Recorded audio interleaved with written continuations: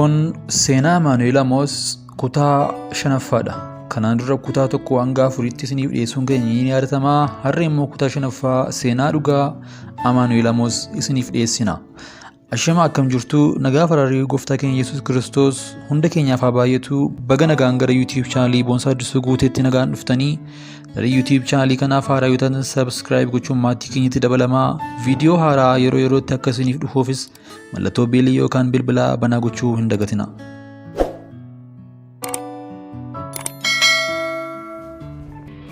Ergamaa seexanaa ta'uu Amaanu'eel Amoos.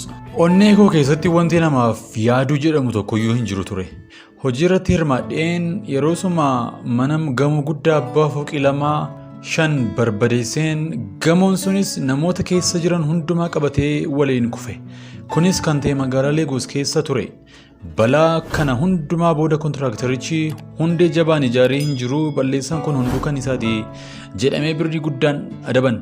Garuu hojiin kan keenya ture. Nutu akkas godhe. Gamoo sana hundumaa nuti jigse. Har'a addunyaa kana irratti balaa adda addaa kan qabu kamiyyuu namtolchee miti. Garuu kun hundumtuu hojii keenya ture. Waraanni ajjechaan balaan konkolaataa kan xiyyaaraaf kan baaburaa kan mootoraa kan biskileetaa kan fardaa gaangeef kan kana fakkaatan namoota dhaqqabuuf balaan kamiyyuu ajaja nuuf kennameen nutu raawwata. Garuu namootni baay'een kana hin beekani. Carraa isaatii waaqatti itti murteessee dogongoraa baluutiif kan kana fakkaatan jedhanii sababa adda addaa kennanii garuu kun hundinuu hojii keenya ture. Gaaf tokko balaa daandii irratti uumuuf baheenii namicha reefuu gooftaatti amanee fayye.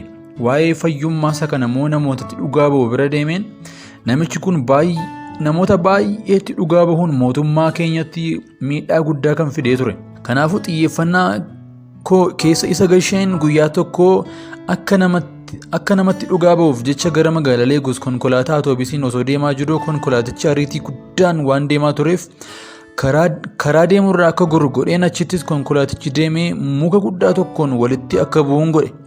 Hundumti namoota gaafa du'an namichi kiristaanii wangeela dhugaa ba'u deemu kun qofaa isaa osoo hin du'in hafe. Akkaataan inni ittiin fayyaatti hafe baay'ee dinqii ture. Yoo konkolaataa keessaa ba'u karaa duuba konkolaatichaatiin karaa meeshaan itti fe'amu ture waan isin dhibu. Yeroo achi keessaa ba'u Yesuus na hambuuree Yesuus afeeraa jechaa dhugaa bahaa ture. Kaayyoon keenya isa ajjeesuuf ture garuu hin dandeenye. Karoorri keenya nu jalaa fashalaa'ee televezyiinii keessatti kiristaana haaraa amanee akkasumatti arginee beekna. Kanaafuu akka inni duubatti deebi'u cimsinee irratti hojjenna. Hanga ji'a 6tti kana yaallee yoo nuuf ta'uu didee gara hojiif jireenya isaa balleessuutti deemna. Fakkeenyaaf waajjira inni yookaan isheen keessa hojjetu keessa karaa hoogganaatiin dhiibbaa adda addaa itti finna. Yoo danda'ames hojiirra akka ari'amu goona. Kana hundumaattis yoo duubatti deebi'uu isaa arganne carraa araara lammaffaa akka hin arganne yeroo suma ajjeesnaa jechuudha. Hanga Luusfer natti gammadee itti gaafatamaa xonqaayotaa yookaan ergamoota isaa baay'ee na godhutti lubbuu namoota baay'ee balleesseen kana booda walgahii biraa waamamne walgahii kana immoo kan hirmaanne akkasiin biraa bofaatii fi adurree taanee turre.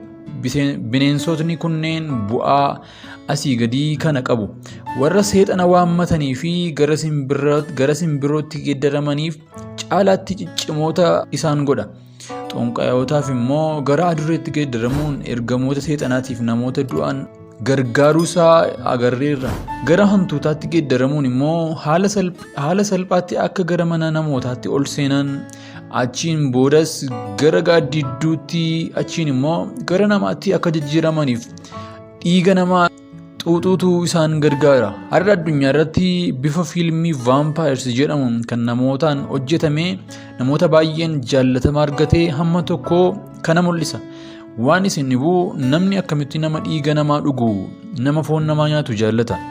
Karaa hordoffii fi jaalala fiilmii kanaatiin namoonni baay'een miseensa Luusfer ta'anii hafuura seexanaa itti qubatee mana jireenyaa godhatee keessa isaanii jiraata.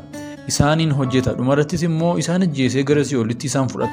Namoonni baay'een garuu ammas har'a kanas isaan sobamaa kan jiran baay'eedha. Ati garuu hin sobamin. Isaan sobamtee jireenya barabaraa mootummaa barabaraa kan gooftaa keenya Yesuus Kiristoosiif qopheesse akka hin dhabnetti jabaadhu. Gooftaatti maxxaniiti jiraadhu. Walgahii kana irratti kaayyoon keenya inni guddaan kiristaanota irratti kan xiyyeeffate ture. Kana fiixaan baasuufis walgahii addaa magaalaa Beeniin irratti wal beellamnee gargar baane.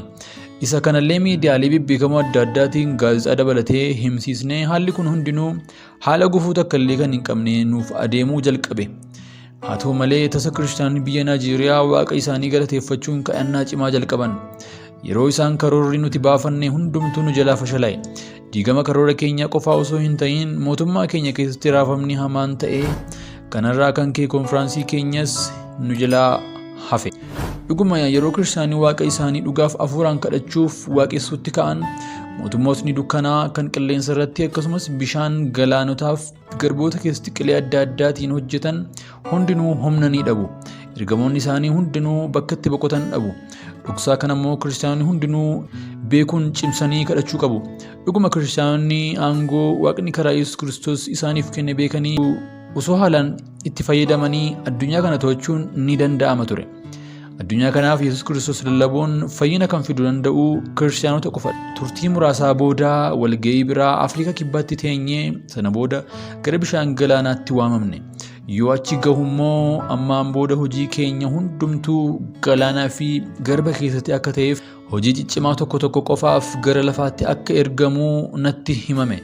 Hojiin haaraanis naaf kenname. Hojiin haaraan kunis warra qoricha aadaa qopheessaniif qoricha barbaachisu kennuu, badhaasa adda addaa erguu, mana kadhannaa, mana maseenaaf ijoollee, warra qabeenya hin qabneef qabeenya kennuu fi kan kana fakkaatan hojjechuu ture. Sababa nuti kana hundumaa goonuufis akka asii gaditti isiniif tarreessina.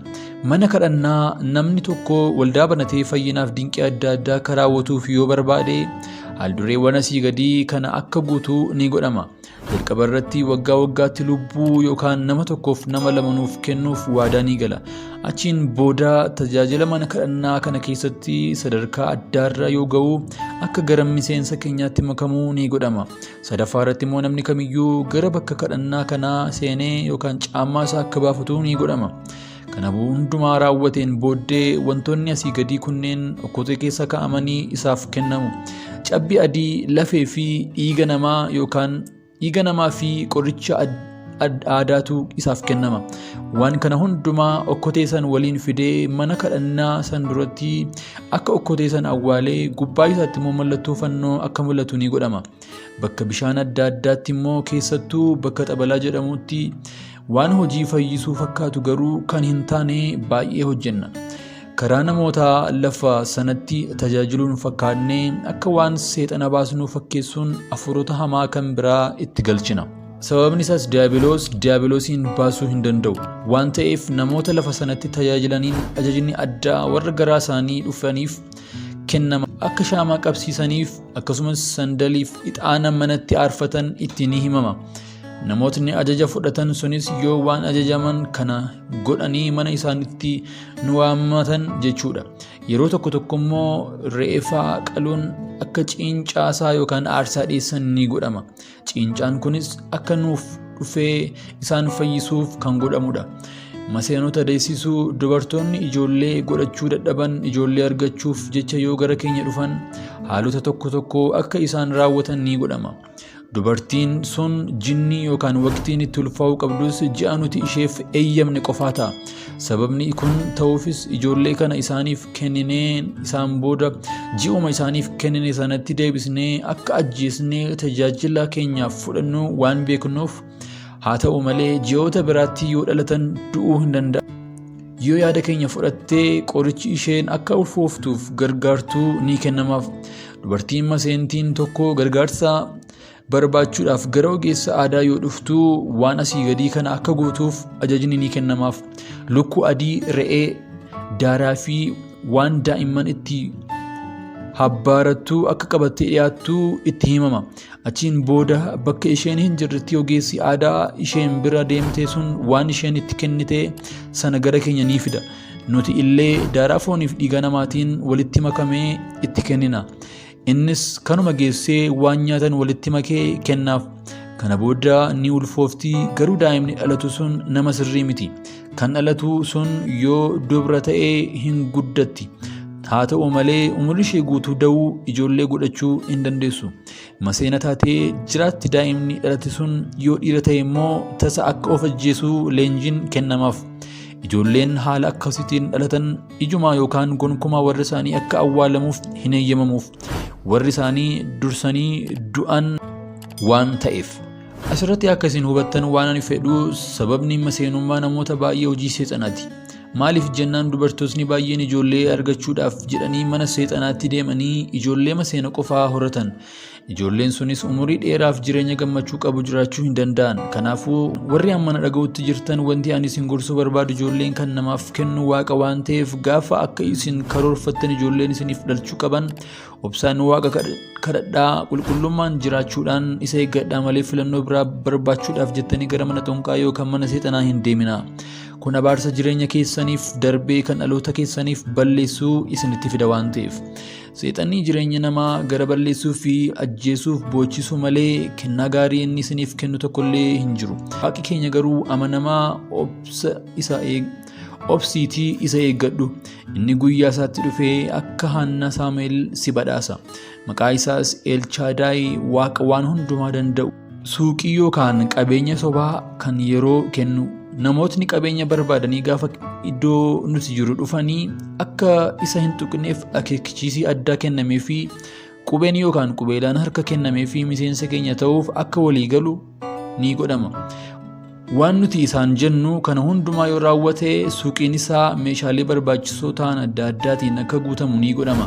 Qarshii argachuu namni tokko qarshii argachuuf jedhee gara keenya yoo dhufe akkas akka godhu ni ajajama. Qaama isaa keessaa qaama tokko akka kennu yookaan yoo ijoollee qabaate ilmi dhiiraa yookaan obboleessa dhiiraa hangafaas ta'e quxituu akka fiduuf itti ni himama. Obboleessi inni fidu sun garuu garaa yookaan gadameessa haadha tokkotti kan bahan ta'uu qaba. Namni fidamu kunis harkuma nama keessee kanaatiin waan akka ilaalee yookaan mastaawotii keessatti waraanaan gaaddidduun yookaan fakkaattiin isaa akka waraanamu ni godhama. Dhiiga nama sanillee seexanni abbichuma ajjeese sanatti deebisee itti gaafatamummaa isaa jala isa galcha. Firoota isaa hundumaa ilaallee san keessa darban keessa nama akka du'u barbaade san keessa gaaddidduu isaa yoo waraannu namichi sun lafa jirutti yeroosuma sana tasa ni du'a. Garuu namni gaaddidduun isaa waraanamee bakka jirutti akka du'u barbaadame kun nama Gooftaa Yesuusitti amanee dhugaan isa hordofatu yoo ta'e hojiin seexanaa kamiyyuu isa argachuu hin danda'u. Dhaggeeffattootaaf hordoftoota keenyaa kun kutaa 5ffaa seenaa Amaanu'eel Amoos ture. Kutaa 6ffaa fi kan itti aanu yeroo itti aanutti isiniif dhiyeessinaa. Hagasittuu nagaa Waaqayyootiin tura.